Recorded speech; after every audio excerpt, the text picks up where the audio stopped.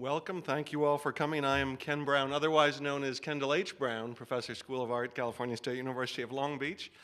Good morning. It's nice to see old friends. Hope to meet new friends at this event. It is my pleasure on behalf of the North American Japanese Garden Association to welcome you to this event. This is auspicious for us. With this event here, NAJGA, as we call it, or NAJGA, in its 6 years as a 501c3, this is our 21st event, so we are now an adult. We're 21 events old. And our previous regional event, which was last September, was in Hilo, Hawaii. And on the second day where we took tours of gardens, we were in the town of Volcano, which right now is evacuated. So I guess good planning that that wasn't May of 2019 and Cranbrook wasn't September of 2018. We have a very busy 2 days, and I guess it's probably not as, well, Greg Whitcop, who will come up and say a few words in a few minutes, and I put this together. I'm a past president and founding member of NAJGA and head of the events committee, and Greg and I put this together over the last year or so, and we packed it rather full. So really it's a lot to do, a lot to remember, but a lot of good experiences. But it's kind of a simple rhythm. 2, 2, 2, 1, 2, 1, 2, 1, 2, 1, 2. So in the morning in here we have 2 lectures, myself and then Greg. And then we have the tours of the campus, the greater Cranbrook campus, and then the Japanese garden. And then we have lunch with eating and then presentations by some local Michigan gardens. Then we get on the bus, that's our last one beat, and we go to downtown Detroit or the City Hall area, and we see the Freer House and Wayne State University. So 1, 2, 1, 2, 1, 2, 1, 2 today, and then tomorrow, bus picks us up and we go to Lansing, where we see 2 gardens, and then back on the bus to Grand Rapids, and we're just at 1 garden there, but lunch there's eating and lecture, and then there's 2 garden tours. So there's your rhythm for the next 2 days. The event like this, when we kind of dreamed up the idea of the North American Japanese Garden Association, it was really to bring together people in the field, people who are private practitioners in the garden industry, historians, educators, managers, hobbyists, public gardens, private gardens, but we realized that North America is a big place. And that to really kind of do our due diligence, we needed to not just have an international, a North American organization, but regional events in which people in a region could get to know each other, share their challenges, their solutions. And this is in fact our 3rd Midwestern regional. It's the southernmost. You probably don't think of yourself very frequently here in Michigan as southern, but the previous one in August of 2015 was in the Twin Cities, Minneapolis, St. Paul. And then in 2016, we had one in Lethbridge, Alberta, Canada. That's technically within our Midwest region on the other side of the Rockies from the West Coast. So compared to Lethbridge, and we're down here in the balmy south of southern Michigan. At any rate, we do have a schedule just coming together for next year, 2019. Don't quite put it on your calendars yet, but we are talking about a Midwestern regional in Rockford, Illinois at the Anderson Garden. In August. It'll be its 40th anniversary. So that's our plan right now, next summer. So that will be our 4th Midwestern Regional. We are delighted to be here in Bloomfield Hills at Cranbrook today and in Michigan for this event. It's our first Michigan event. We've had regionals, I think, in 8 different states and 2 Canadian provinces. So very pleased to be in Michigan for the first time and just delighted to be here at Cranbrook. As you know from having heard last night's lecture, and I think all of you were there, this is a 100-year-old Japanese garden just past its centenary that is really exploring, what was the history of the original creation And then how do you restore, do you renovate, do you rejuvenate? So with that in mind, this event was based on the theme of creation and rejuvenation, looking at Cranbrook plus 5 other Japanese gardens in Michigan that we will look at today and tomorrow. And of course, as we all know in the garden world, that a garden, unlike the wonderful works of art by the Saarinen and others that are around here, paintings and sculpture are finished. The artist signs it, dates it, that's done.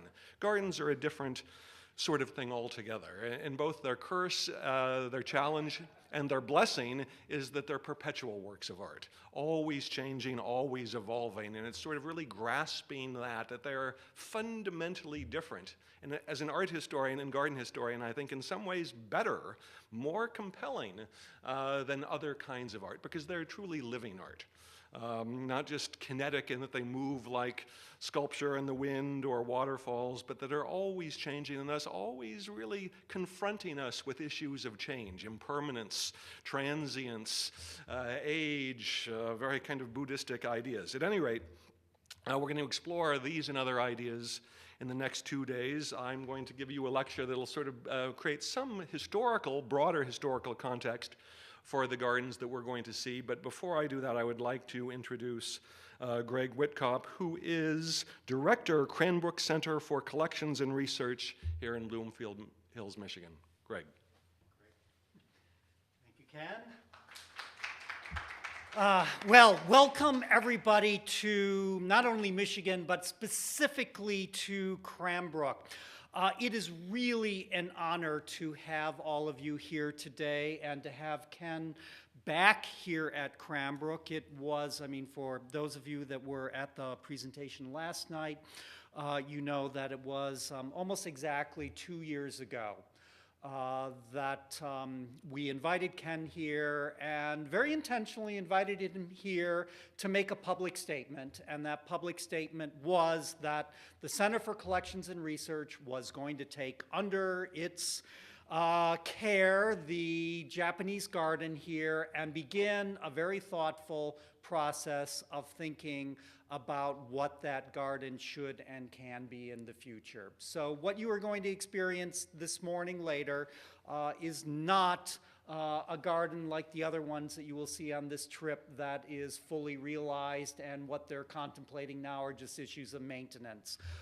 We are way before that process yet, and this is an open invitation to all of you to engage in that conversation with myself. And I want to introduce some of my board members that are here today that I really hope that you'll engage in the conversation as well. Sitting in the back there, first of all, Karen Hagenlocker. Karen, could you stand up there? Karen is on my center board, but also is the chair of our Japanese Garden Advisory Group. We have a group of about 5-6 people.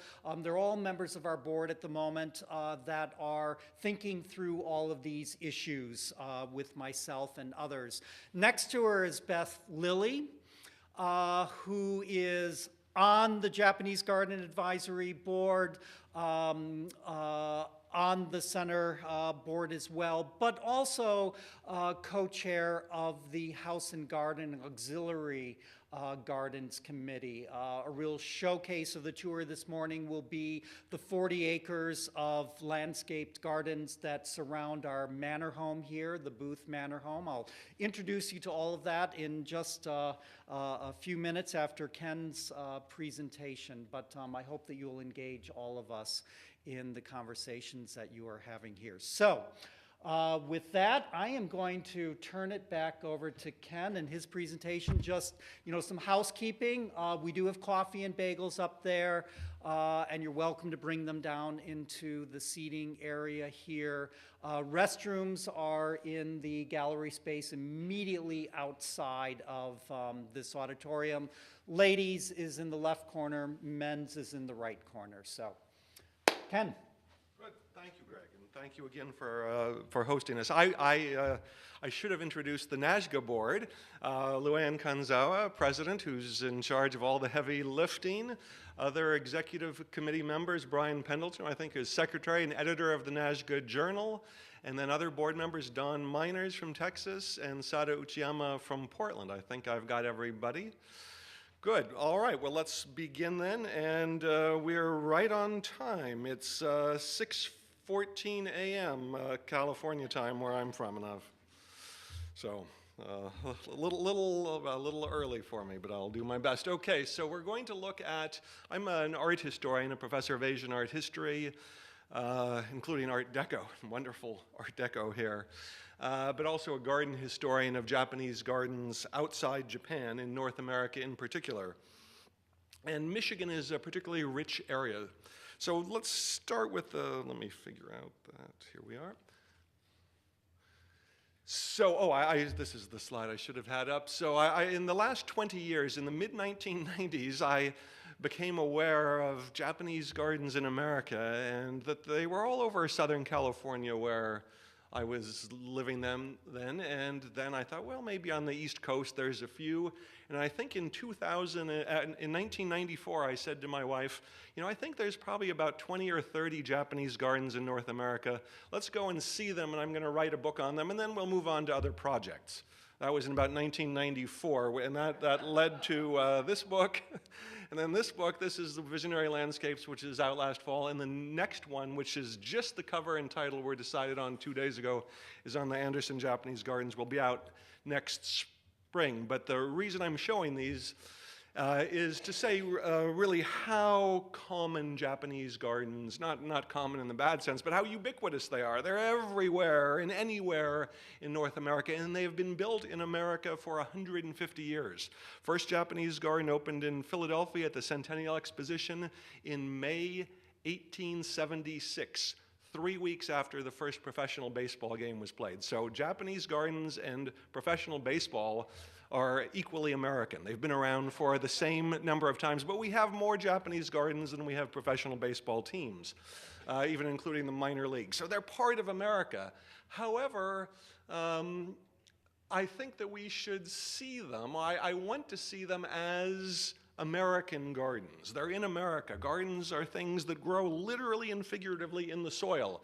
So in the first book, I proposed the idea that these are Japanese-style gardens, and the ones in North America are North American gardens in Japanese styles, and they tell us about how and why Americans have been interested in Japan. Not just interested, not just part of kind of collecting art, but literally wanted to construct Japan through a garden, literally and figuratively construct it. Japanese government, businesses, individuals have been part of this process in most cases, so these gardens also tell us about how Japanese have wanted to see their culture and how they've wanted to project it abroad, often as their own sort of best hope or best vision of themselves. And then a third part, this is probably not so true here in Cranbrook, but in many other places, how Japanese Americans have been part of this, that gardens have formed a kind of cultural identity in many ways, through the design of gardens, through the creation, the maintenance, and ownership of them. So that's kind of my, historically has been my thesis, but I've been adapting it in the last 20 years. So other ideas. Again, the Japanese gardens are a ubiquitous part of our North American environment. And really, they're part of the universal. They're all, I went to New Zealand 3 years ago, and they asked me when I arrived in Auckland at the airport, what are you here for? And I said, to study Japanese gardens. And the customs official said, I've worked here 25 years, you're the first person who's ever said that. And I said, well, there's 14 good Japanese gardens in New Zealand. And there are. And there's Japanese gardens of, high, compelling quality around the world. But like all gardens, they are fugitive. Most of the gardens built in America at one time or another are gone. So that tells us about the preciousness of the gardens that survive, because many do not. Secondly, I think as part of embracing gardens, as part of our history, we look at them as transnational cultural exchange. And you could call it appropriation or adaptation. So they're about cultural adaptation, but I think more broadly, and this is the note I'm going to end on, they're about finding universal meanings. It's about human relationship with nature. So I'm going to propose, I'm going to give you a history, but The North American Japanese Garden Association is really about sustaining gardens in multiple dimensions. And so I think we need to foster gardens in ways that increase their social utility, what they really do for us. And that will help ensure their sustainability and their value. We heard in Gregory DeVries's talk last night about all these various sort of phases of the Cranbrook Garden, the energy building it, and then the floods, and the entropy and the overgrowth, and then it gets interested again. And that's true of most gardens around the country. In fact, many just died out. So I'm going to emphasize that it's what we do with them is as important as the design that gives them value, that we want to keep investing the time and energy. And I would also claim as part of my thesis that looking at them in terms not just of style or symbolism, symbols of friendship and so forth, but returning to sort of core values that in fact propelled Japanese garden design to evolve in Japan over 1,000+ years. So at the bottom in that bright, ugly yellow is my kind of core thesis, which is the desire to shift away from what I call the 19th, 20th century paradigm, which was the Japanese gardens are kind of microcosms of Japan, symbols of Japan at world's fairs or sister city gardens, to what I'm now calling the 21st century idea. The idea for our time, but really for all time, is that Japanese-style gardens are microcosms of nature that adapt ideas evolved in Japan. So it's about how humans relate with nature in sort of optimal ways, and that arguably the Japanese historically have come up with a great formula that a little like classical music that comes out of Europe but is now international and sort of world heritage. The Japanese gardens really are a kind of a global phenomenon and should be understood as such. So let's look at how all those ideas play out in North America with a special emphasis on Michigan. So first and foremost, and Greg DeVries brought this out last night, that gardens are things that grow. They're horticultural displays. They're collections of Japanese plants.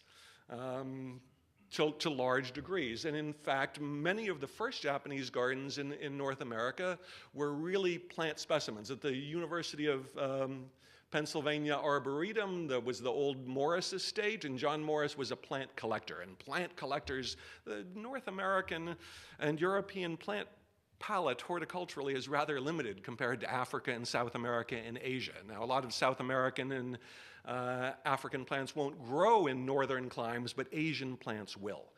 And so in the late 19th century, so many plants that we take for granted, they're what I call Home Depot plants, are in fact Asian. Japonica and sinensis in their origins. So there's great interest in plants. And Cranbrook was no exception. I think Greg DeVries told us last night, kept saying it was the Yokohama Lantern. It was a Kasuga-style lantern, but it came from the Yokohama Nursery Company. And in fact, the Yokohama Nursery Company, through its famous catalogs and displays at World's Fairs, sold plants, bulbs, seedlings, and lots of ornaments. But you could also buy Japanese garden plants and ornaments through Yamanaka and Company on Fifth Avenue in New York. They also had offices in Chicago, Boston, London, later in Palm Beach, and in Maine. The A.A. Van Teen Company was a department store in New York City for 40 years that sold only Japanese goods, and they had a whole floor of garden plants and accessories. So here is a business selling plants and garden ornaments to Americans from the 1890s to the World War II era. So Japanese gardens as horticultural displays. Japanese gardens were really first in America at World's Fairs, in which they embodied Japan. So this is what I'm calling the 19th and 20th century kind of paradigm. The Japanese gardens as symbols of Japan, kind of cultural ambassadors. And that's a perfectly good thing, that at a time when nations didn't know much about each other, you couldn't learn about the world's history by opening up your phone. You had to go to the place or find the place, sort of it would come to you at a World's Fair. And so these kind of Japanese gardens, I think, were implicitly and explicitly political spaces, kind of authorized by Japan. This is our best version of ourselves that we want you to see and experience and understand in the way that we're presenting it.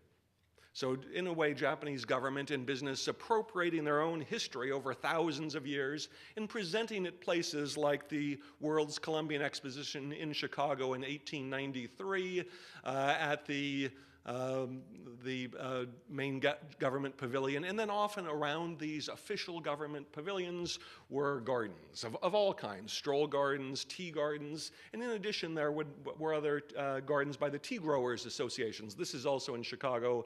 The Frederick Olmsted did not want Japanese gardens on his wooded isle. He did give permission to build the pavilion, but not much gardens. So the real Japanese garden in Chicago was at the Central Tea Growers Association. Now, Detroit did not have any World's Fairs, but Chicago was close enough that I think it's pretty clear that the World's Columbian Exposition was in the Midwest, the kind of the grand moment for showing the beauty, the power of Japanese architecture. Famously, Frank Lloyd Wright saw this building, and his Prairie House design evolved from it.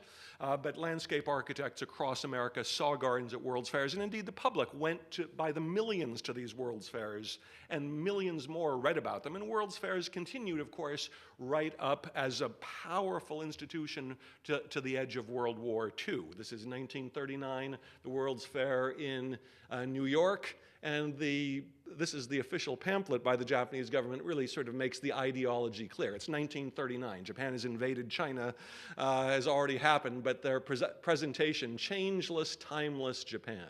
When the world overwhelms you, think and enjoy the Japanese pavilion with its Heian-style garden. And in San Francisco at the same time was a similar World's Fair in 1939-40. Of course, as we learned last night, the booths went to the California World's Fairs, Panama Pacific International in San Francisco and Panama, California Exposition in San Diego in 1915, in part getting inspiration for the garden here. World's Fair gardens were so popular around the country that in their wake, they gave rise to the commercial tea garden. And I'm calling these wonders to behold. The World's Fair gardens were temporary and they were kind of overtly political, but entrepreneurs, both American and Japanese, then built Japanese tea gardens around America as places of amusement and escape. These were sometimes at city parks, but often as part of carnivals. There were 2 Japanese gardens in Coney Island at great resorts around the country. There were the so-called tea gardens. Now often these are more restaurants than their real gardens, but they were everywhere. And this is how many people really saw Japanese gardens, because these lasted. Just 2 examples in really iconic American places. Who here has played the game of Monopoly? Well, every time you move your token onto the boardwalk in Monopoly, think of a Japanese garden, because there was a 6-acre garden on the boardwalk in Atlantic City from 1896 to 1901. 1895 to 1901. They raised the rent, so the entrepreneur Kushibiki Yumindo, who built movie theaters in Japan and Japanese gardens in America, he then moved his garden to the top of Madison Square Gardens in New York City. That went out of business in 1906, and then there were rival rooftop gardens. This is the very famous one in the Ritz-Carlton Hotel in New York, 1919. It was there all the way to World War II, and it was an absolute institution. Everybody having a sort of wedding, luncheon, farewell party would meet at the Ritz in the Japanese rooftop garden. So these were very common. To the best of my research, I do not know of any commercial tea gardens in Michigan. If so, it's one of the few states that doesn't have one. Here, for example, in another Midwestern cold climate, this is Como Park in St. Paul, which had a large civic garden, and which is still, well, it's there and somewhat transformed. But there was an idea, it was never realized, in the middle of the Mississippi River, where it starts up there in St. Paul, to have a Japanese garden island, which would have been an amusement park tea garden. It was never realized, but a wonderful plan.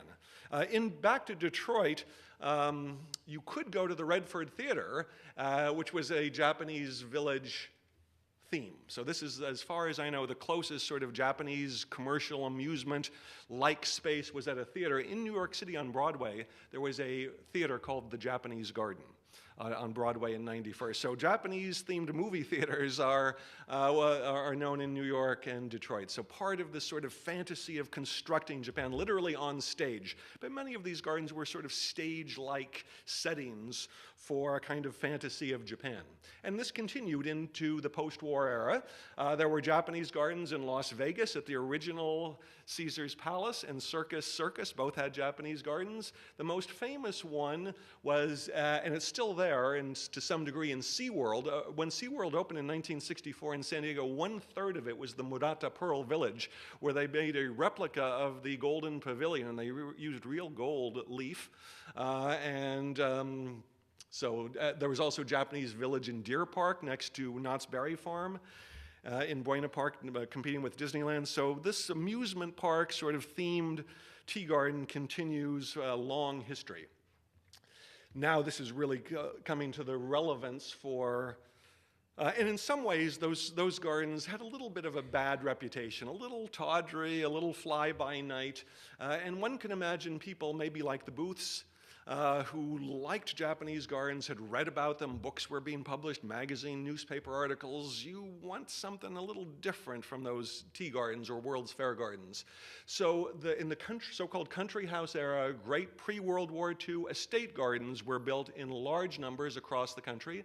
And so I conceptualize this as Japanese gardens as things that you own and you enjoy owning them, but also they're to display your wealth, your sophistication, your being up to date. So I think of Japanese gardens as status symbols and compelling environments. And I use the term extravagance. We all think of extravagance as, something that you have the money, this sort of conspicuous consumption of exotic things and new things and big things. But literally, I think extravagance, from the French word vacances, like vacation, and extra, going beyond. Something that takes you into a different world. And they're often escapist. In the longer version of this talk, I talk about female patrons. Many of these great estate gardens, not the one here, but it was the woman of the house who wanted it. And as sort of an antidote to kind of masculine, Gilded Age, entrepreneurial America of the late 19th and 20th century, the Japanese garden was a place of escape into a different kind of world. So that's what I mean by the second and the more unusual meaning of extravagance. Extravagance, a vacation into some place beyond. And again, in their 150 years in America, American elites have built Japanese gardens. The Rockefellers, John D. Rockefeller Jr. and his wife Abby at Kaiket, their estate. Pocantico Hills, we had a NAJGA regional event there 3 years ago. Then John D. Rockefeller's son Nelson rebuilt this in 1960 with David Engel. Larry Ellison, the richest man in California, and I think fourth or fifth richest in the country, has his Japanese garden in Woodside, California. So again, across America, these were built at grand estates. And this brings us obviously to Cranbrook here, but to a place that we'll see later this afternoon. Now, it's not a Japanese garden, but the idea of collecting and displaying Japanese things as part of a special, compelling, complex aesthetic environment. And then we cannot overlook Charles Lang Freer. Charles Lang Freer is one of the great Detroit industrialists, railroad cars, huge business empire. If you know Washington, D.C. on the Mall, there's the Freer Gallery of Asian Art. He, in 1919, bequeaths his collection to the Smithsonian as the American Museum of Asian Art. And so the greatest collector of Asian art, specifically Japanese art, Chinese, Korean, Indian, Southeast Asian as well, started right here in Detroit. And we'll see at around 4 o'clock this afternoon, the Freer House, which originally had this great James Abbott McNeill Whistler Peacock Room over the carriage house there. But Freer's vision, which was to find beauty between arts of different times, of different cultures, painting, sculpture, and even gardens, and this quote from Freer that I particularly like: "For those with the power to see beauty, all works of art go together, whatever their period." That's both, I think, sort of an arts and crafts era idea from the early 20th century, but also, as we'll see, sort of a modernist one, that you can bring together sculpture and architecture and gardens. And Japanese gardens lend themselves particularly well to being this sort of open, connective kind of art form that are available, and indeed a kind of a tool in the tool chest for people who have the power to see beauty. And so Freer is really an important figure. And I think we have a great opportunity to go into that house. We'll hear a wonderful lecture by William Colburn, the director, and he'll show us historic photographs of when these Japanese and works of art and American paintings and Korean vases were all here in Detroit. Residential gardens were built at great houses of the Midwest in the 1905 to 1920 period, largely by a guy named Taro Otsuka, who went by T.R. Otsuka, and he designed gardens for the elite of the Midwest. I think the Friends of Cranbrook went over to the Sieberling Garden in Akron, Ohio, the founder of Goodyear. That was built by Taro Otsuka. He designed gardens for Swift of Swift Meatpacking, for Cyrus McCormick, for Higginbotham of Marshall Fields, for Morton of Morton Salt. It's now the Morton Arboretum in Lisle, Illinois, and many others. So it really is quite interesting why the Booths did not choose Taro Otsuka, because not only was he designing large estate gardens for the Midwestern kind of industrialist elite, but he also designed gardens in Michigan. On that was his brochure. That one of the owners of one of these gardens is still in the hands of the original family, and they had Otsuka's brochure, and it includes a garden of Milton Tootle in Mackinac Island, Michigan. So about 5 years ago, I went up to Mackinac Island, Michigan, and snuck into the Tootle Garden. It's still there. I had the address from the old phone books, and the neighbor told me that the people who own it now only go there one weekend a year, and they weren't in residence. And the next door neighbor told me how to sneak in through the back, so I did. My wife very anxious the whole time. One time in Hawaii I did that, and somebody pulled a shotgun on me, which was memorable, but you do what you have to for garden history. So at any rate, this is a kind of typical Taro Otsuka garden. Often he had a fake Mount Fuji, but torii gates, lots of lanterns. These are kind of funerary votive statues from Japan that were very popular in America at the time. So it really is quite interesting that the Booths did not hire Taro Otsuka, who is working in the state all around them, but typical of a Midwestern great estate garden at the time. This is the way, and of course these gardens were featured in magazines. You wanted it to have it. Presumably you enjoyed being in the garden, maybe even taking care of it a little bit, but you certainly wanted to often publicize it. So magazines like Country Life in America, which was the great country estate era journal, have articles on it. If you go through the old issues, every fourth issue there's some Japanese garden somewhere in America being showed off. And that, of course, brings us, since we heard a wonderful in-depth historic talk yesterday, I'm not going to try and repeat that. That isn't, of course, Henry W. Booth. That's his father, right, Greg? So just to make that clear, and we'll, of course, walk around this garden today. But the Booth Garden is, of course, part of this, the Cranbrook Garden, part of this country estate era. But as we learned, then it becomes part, or the backdrop of the Kingswood Girls' School. And now it's part of a historic homes and educational facility. So its identity is shifting. So let's look at other kind of conceptual and historic or sociological category.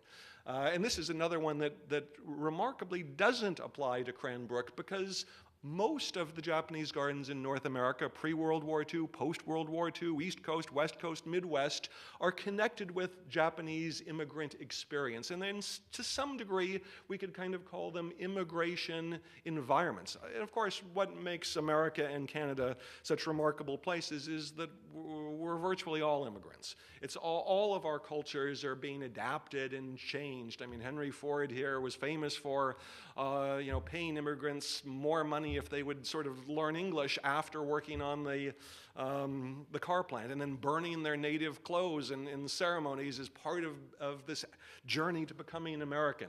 And so Japanese gardens in most places are connected with Japanese American identity specifically, and with immigrant identity more broadly, as a means of employment. It's a place where, as a Japanese In America, often the doors were closed to you in many kinds of jobs. I remember well interviewing a Japanese-American second-generation carpenter in about 1990, and I said, so you went into the family business, it was your legacy? He said, no, I have a degree from Cal Berkeley in aerospace engineering, and every time I applied for a job in 1936 and then again in 1946, they said, sorry, we don't hire your kind here. And so he said I had to go into Japanese carpentry because it was the only option for me. And so whether it was a desire to keep alive part of a kind of cultural identity or simply the last option, many Japanese Americans found jobs in the landscape industry. So it, again, is unusual that this is not the case, that the booths did not hire Japanese to take care of it, because especially on the West Coast, of course, it's very common. This is Kinzuchi Fuji in Southern California, Frank Yamamoto in the San Francisco area. I love these photos in part for what, at least in my reading, is this sense of kind of pride, of accomplishment in creating, taking sort of the identity of the land they left Japan and planting it here in America. But in the Midwest, we do have, this is Taro Otsuka and his wife Yone, who are in Chicago, and some of the gardens they built. This is a garden, the Fabian, Colonel Fabian in Geneva, Illinois, on the Fox River, just about 40 miles west of Chicago.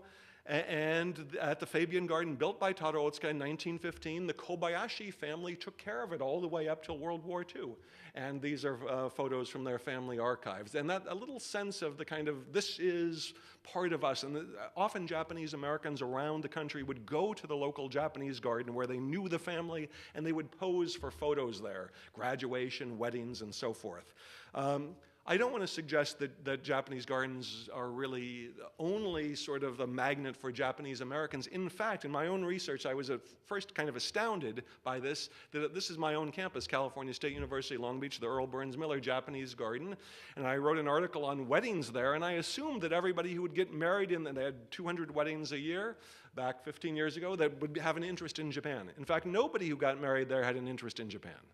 They checked it off as the last thing, the reason, and people said, well, no, we just found it a culturally resonant but neutral space. So there's Malaysian Chinese families who get married in a Japanese garden, lots of Latinos in Southern California, so mariachi-themed weddings in Japanese gardens. Here is an Aztec dancer blessing the waterfall and the bridge for a wedding. So Japanese gardens really open up to cultural diversity in dramatic and compelling ways.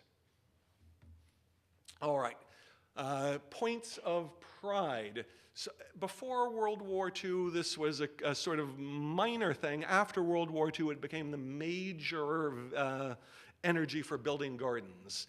Japanese gardens as symbols, institutional symbols of peace and internationalism.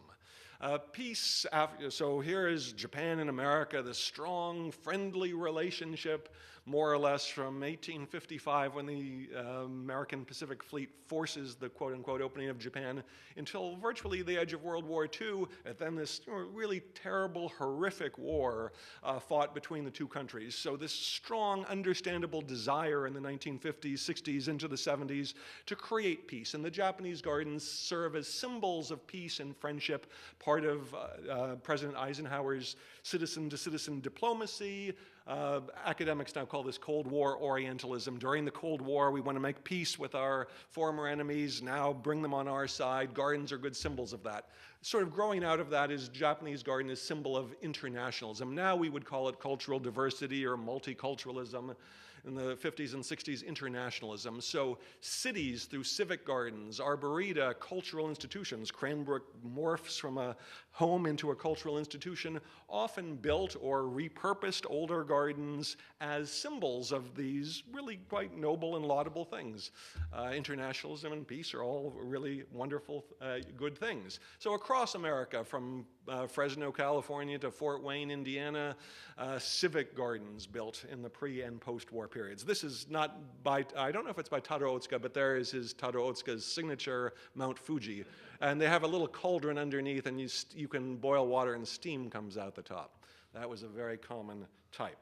At any rate, this civic garden is found in Michigan as everywhere else, and a lot of them in Michigan. This is way back 1911 up in Sault Ste. Marie, up there on the border with Canada, the Great Locks on the Great Lakes. Torii Gate, symbolizing friendship between the city and a town in Shiga Prefecture. And in fact, the Governor Chase Osborne, brought this torii and lanterns back and had them planted there as symbols right on the US-Canada border, but a symbol of another international friendship, that of America and Japan. Of course, great civic gardens were built across America in the pre-war period. This is the Brooklyn Botanic Garden by Takeo Shiota from 1915. In the 30s, a new style is introduced.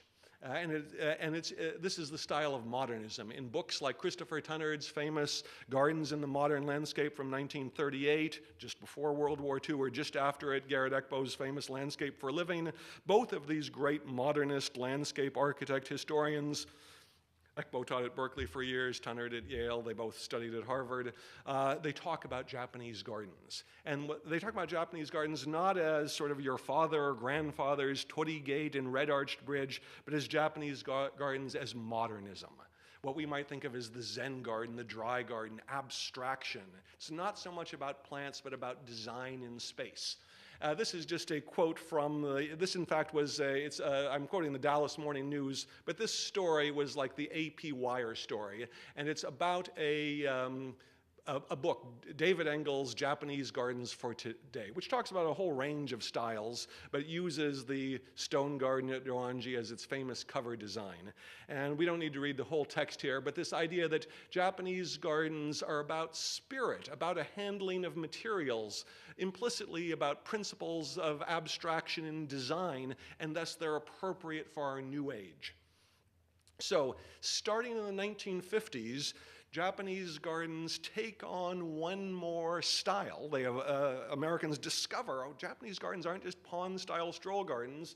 There's also this genre of the dry garden, the abstract stone garden, the quote-unquote Zen garden, and abstraction is often interpreted as a kind of universal language. Everybody can relate to abstraction. It's, of course, the lingua franca of modernism. Everybody, and it's now, and very appropriate here in Cranbrook, mid-century design, abstraction is a modern design language. And what do you know? Japanese garden history has abstraction. It has the Ryoanji stone garden and other ones.